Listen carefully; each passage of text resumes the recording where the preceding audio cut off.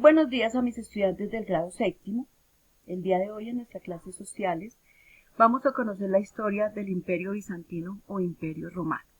Sean todos ustedes bienvenidos.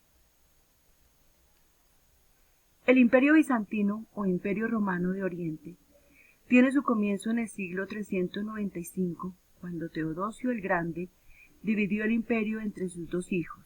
A Arcadio le asignó el bizantino. Mientras en Occidente la invasión de los bárbaros terminó con la unidad política, en Oriente el Imperio Romano se mantuvo intacto y sobrevivió durante 1000 años más. Constantinopla contaba con una buena situación económica y se mantuvo el ejército con todas las necesidades que se requerían y lograr tener una buena administración. Con todo esto logró superar y desviar los ataques exteriores. En el siglo VI surgió el emperador que se había propuesto unificar el Imperio Romano hasta lograrlo. Entre los antecedentes tenemos: el Imperio Romano había caído en decadencia a partir del emperador Diocleciano. Fue así como Roma vivió largos años de inestabilidad, acoso de los grupos bárbaros y años de persecución a los cristianos. Todo esto cambia con la llegada de Constantino I, quien da a conocer la religión oficial del imperio, el cristianismo. Refunda la capital de Bizancio, ciudad situada en la península de Anatolia, hoy República de Turquía. Se refundó Bizancio con el nombre de Nueva Roma, que después se llamó Constantinopla. Entre las características recalcamos las más elementales. Con el emperador Justiniano se logró el máximo esplendor. Su población tuvo varios idiomas, entre ellos estaban el latín y el griego. La religión que predominaba era el cristianismo. Al unirse todas las religiones, el cristianismo fue un punto más favorable a este imperio. El emperador era la figura más importante del imperio y era tratado como un vocero de Dios. Tenía una excelente economía y esto se debía a su ubicación, porque facilitaba comercializar productos como el marfil, la seda y otras artesanías. Se dividió en 3 etapas. La primera: durante el periodo del emperador Justiniano, se realizaban o se hacían las edificaciones más representativas, como la iglesia de los Santos, Sergio y Baco, hasta Santa Irene, Santa Sofía y todas en Constantinopla. La Edad de Oro se denomina al Renacimiento macedónico. Este se produjo durante los siglos IX, X y XI. Uno de los templos más conocidos es la Basílica de San Marcos en Venecia. Y la última Edad de Oro se inicia en el año 1261, se destaca la expansión de la arquitectura hacia el norte y hacia el occidente.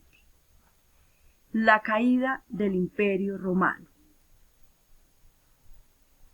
A partir del reinado de los emperadores paleólogos iniciados por Miguel VIII en el año 1261, medio siglo antes, la conquista por parte de las cruzadas teóricas y aliadas habían marcado un punto que no superaría, y fue así que cuando tomaron a Constantinopla, la economía estaba muy acabada. Desde el oriente, el imperio era atacado por los otomanos, que habían conquistado gran parte del territorio. Al occidente habían perdido la zona de los Balcanes y el Mediterráneo. Se le escapó por la pujanza de Venecia. Se pidió ayuda a los países occidentales para resistir los avances turcos, pero no encontraron una respuesta a favor, y la condición que ponían era que volvieran a reunificar la iglesia, pero los ortodoxos no aceptaron esta opción. En el año de 1400 el Imperio bizantino contaba con 2 territorios pequeños que estaban separados entre sí de la ciudad de Constantinopla.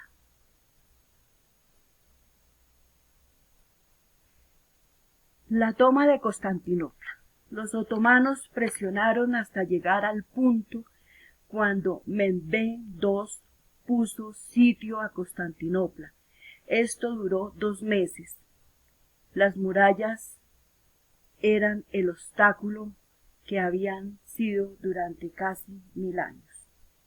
El 29 de mayo de 1453, Constantinopla cayó con más de los atacantes. Constantino fue el último emperador y ese mismo día de la batalla, el emperador Bizancio dio paso al nacimiento del otomano y para los historiadores en ese momento se inicia la Edad Moderna, dejando atrás el medioevo, la Edad del Medioevo.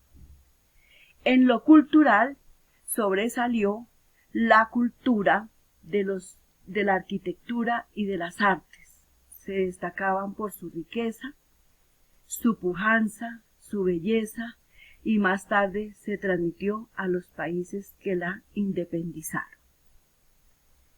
Esto ha sido todo por hoy. Como siempre, revisar el blog y realizar las actividades. No olvidar que debemos tener en cuenta que conocer el pasado nos permite entender el presente y mejorar el futuro. Hasta pronto y muchas gracias.